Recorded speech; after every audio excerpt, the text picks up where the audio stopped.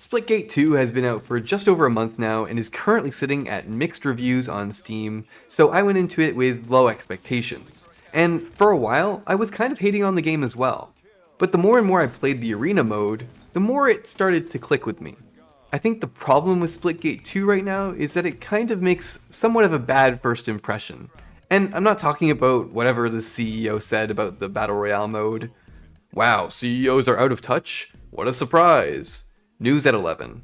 And I'm not even going to talk about the Battle Royale mode in this video. BRs just aren't my thing right now. I'm craving that fast-paced, objective-oriented gameplay where dying doesn't send you back to the lobby. And in terms of being an arena shooter, Splitgate 2 is actually pretty good. The portal mechanic is incredibly fun and can lead to some awesome plays once you get the hang of it. From tactically setting up a portal to sneakily shoot into an objective, to crazy plays where you use them to fly across the map or get behind someone. They're incredibly versatile and test your skill and creativity in a really rewarding way. And for the most part, the weapons, class abilities, movement, and gunplay feel good as well. I love games with heavy recoil as much as the next guy, but sometimes I just want to play a game where I can slide 20 feet across the floor shooting laser accurate bullets, testing your ability to flick shot and target track. The thing is, depending on what modes you play and how bad your luck is, Splitgate 2 can be kind of unfriendly to new players at the start. First of all, you've got the portal mechanic, obviously, being something that a lot of people are going to need to adjust to. It makes sense that people might be a little bit more prone to getting upset at the game when they're trying to figure this out, especially if they're getting dunked on by more experienced players. But then I also think that there are some issues with the non-Battle Royale playlists. So when you first start the game, you only have access to the Arena and 24-player Onslaught playlist. Because I tend to enjoy big team deathmatch or ground war style modes in other games, I started off playing the Onslaught playlist, where 3 teams of 8 players compete in classic objective-based modes like Domination and Hardpoint on pretty large maps. My problem with this mode is that getting around the map is overly reliant on portaling, and it feels pretty clunky and gets kind of frustrating after a while. I think ideally the portal walls that you place the portals onto would be placed in such a way around the map that naturally channel people to important parts of the map. But unfortunately, they feel quite randomly placed, and I found myself spending so much time playing Where's Waldo to try and figure out which portal surface would take me where I'm trying to go.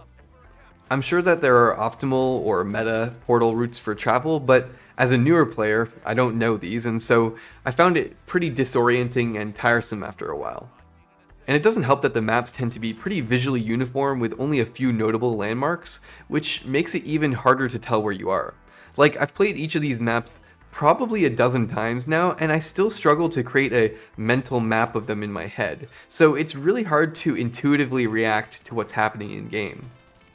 And because of all this, I found that these maps just generally lacked a natural flow to the fights, with encounters with enemies feeling pretty random. Either you're getting shot by somebody just completely far away from the objective while you're trying to go there, or you're going into a complete clusterfuck where it's just impossible to survive for a long amount of time.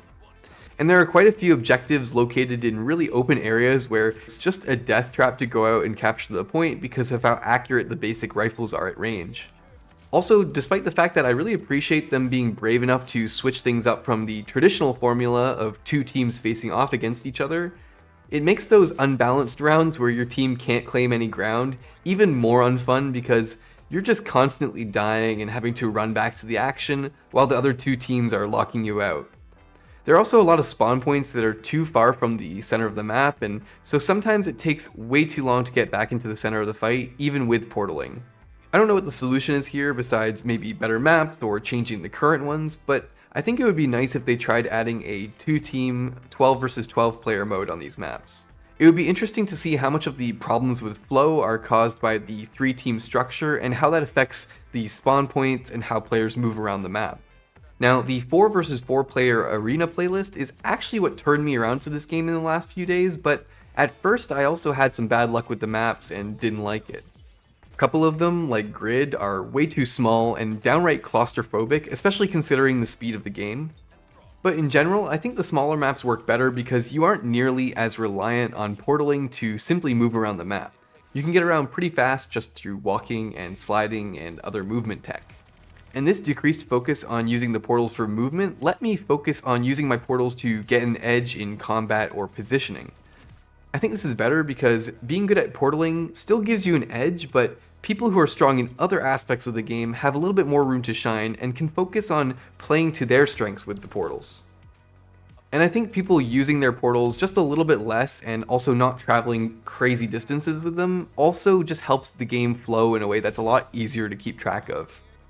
The only thing that I think the devs need to work on with this is some sort of way to replace players that get disconnected.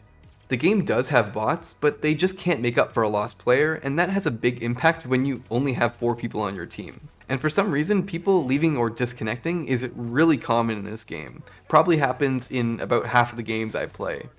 And it sucks because it either kills the game for you or makes it too easy to beat the enemy team. I know that nobody likes joining a game in progress, especially when matches are so short like in this game, typically lasting around 10 to 15 minutes. But maybe they could make it so that people can be replaced within like the first 3 minutes of a match. So at most, people who are joining in late are only missing around 20 to 30% of the game. And maybe you can give them an XP bonus as well for filling in. For now, that's it for my feedback on Splitgate 2, but I want to end off here by saying that I really hope the devs/publisher have a really good amount of post-launch support planned, because the portal mechanic is just such a unique draw that I think they could bring more people back around if they keep on adding new maps, new weapons, and special events. Like, I'm pretty happy with the ongoing Onslaught Graffiti event where you have to claim portal walls by portaling onto them. It's a little bit boring compared to the arena playlist and uses the dreaded big maps, but it taught me how to triple portal without even realizing it. I don't know if that was intentional, but I think it's really cool to use an event to guide players into naturally discovering a movement tech like this. After all, the best tutorials are when you don't even know you're doing a tutorial. Oh geez, I said I was done and here I am going on again. Anyways, that's it for me today. If you enjoyed the video, thanks for watching. Do the YouTube stuff down below, and I'll see you guys on the next one. Bye.